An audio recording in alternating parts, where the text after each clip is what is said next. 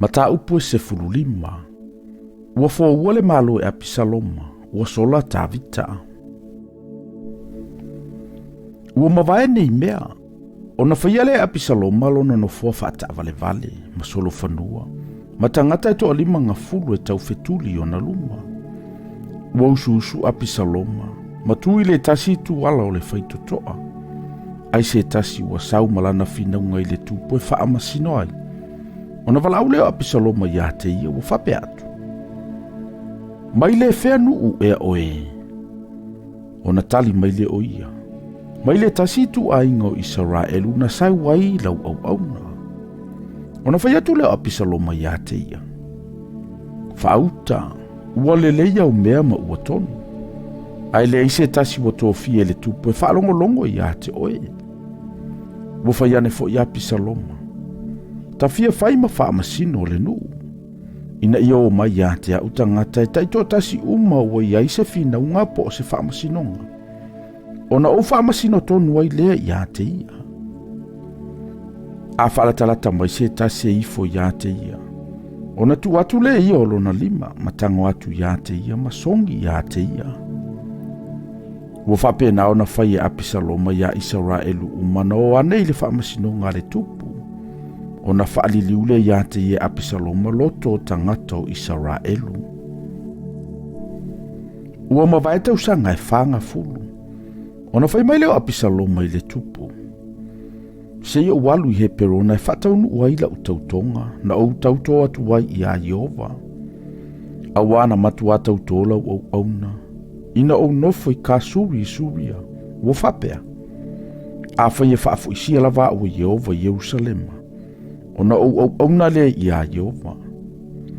Ua whetala i atu le tupu ia te ia. Alu ia oe ma le manuia. Ona tulai le o ia walu he perona. Ona wina tu lea e Apisaloma i tu ainga umo Israelu. O e tu utua. Ufapea. Pe au tau whaalongo i le leo le pū. I au tau whaiane. O lo ua tupu Apisaloma i he perona. Ua o ngatasi ma Apisaloma tangata e toa lua lau ma Jerusalema. O e na tongia. Ua lato uo ma le whaamaoni. Lato te leilo se mea. Ona amia tu le Apisaloma. Ya ai tofele le kilo. Le tula fale a ta vita mailo na nu o kilo. A o faila na taulanga. Wa tupu tele le fo vale. Mo wa fato tele ina pele nu ya Apisaloma. Ona aluana ileo le tasi. Wata watu ya ta vita wa fapea. O loto tangata o Israelu. O lo muli antu ya Apisaloma. Ona fayatu leo ta vita yan au na uma sayante ia Jerusalema. Tutu ia, i nā tātou so sola, a wā tātou te le mawalo whanga i luma o Apisaloma. I tātou whata alise o na o, ne i wawe maua mai. Ma wha o wha malosi mai se me leanga ia i tātou. Ma whasile nu une i le pelu. Mo whai mai au na le tupu. O mea umaua fina ngalo i ailo mātou wali i le tupu. Whauta mai ea, e whaia i mātou au na. Ona watu leo le tupu antoa malona ainga uma, o loo muli ya ante ia. Au watu ua le tupu o fafine e toa se fulu, o pālake, la taute leo i le fale. O watu le tupu malenu uma muli atu ya ante ia, o la tau no nofo i le mea mamau. O ana au na uma na la tau yane yona tafa. Atoa male au kereti uma, male au peleti uma. Mai lato uma mai kata o tangata e to onu ngalau. O ena muli atu ia te ia mai kata. O ane ilanto ilu mo le tupu. Ona whaiane leo le tupu ia i taile sa kata. O le ale mea alua tuai o e whatasi ma i mato. Fo ia ma e nofo whatasi ma le tupu. A wao le tangata ese oe ma le au mau i le mea i te nofo ai. Na e sauwana nafi. E te whealua i solo ea. Ono au i le so i lo tanto o ma i mato. A o au.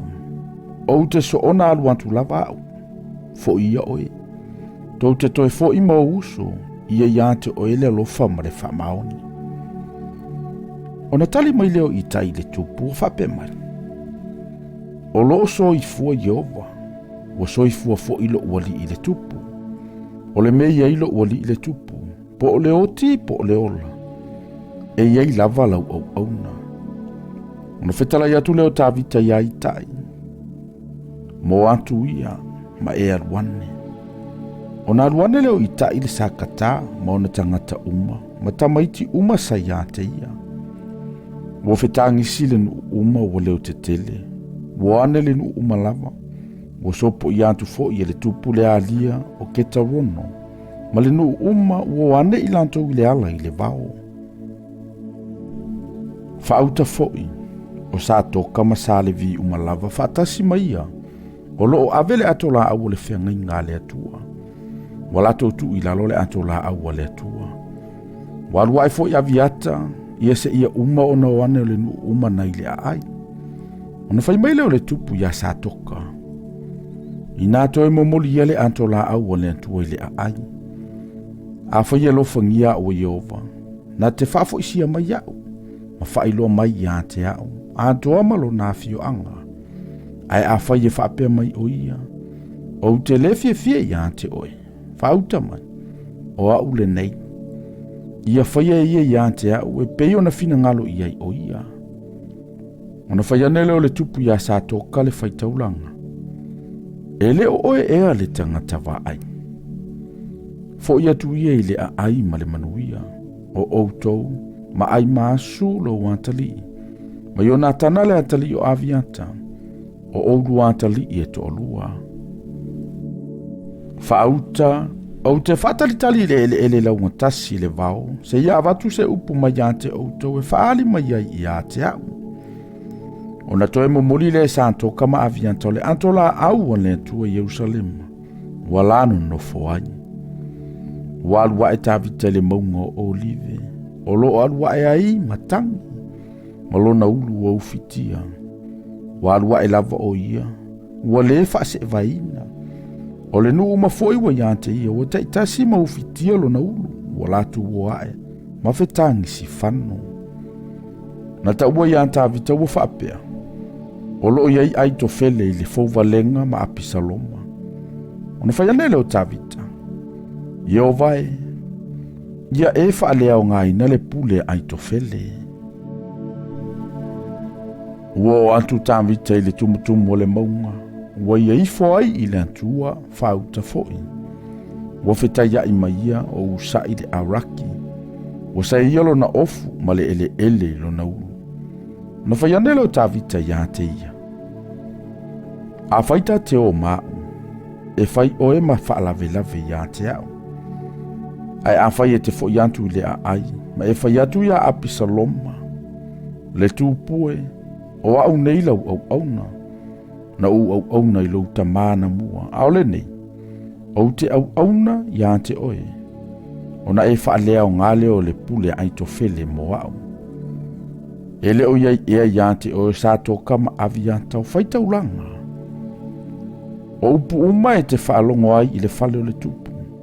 E te tau atu ai a sa toka ma aviata o Faitaulanga. Whauta, o loo iai ma i la ua o la antali e to lua. O ai maasu le antali o sa toka, ma i ona tana le antali o aviata. Tou te avatu i ante au i la ua upu uma tou te whaalongo ai. O nā lule o usai le ua an tā vita i le a ai. O na sawa i leo apisaloma Jerusalema.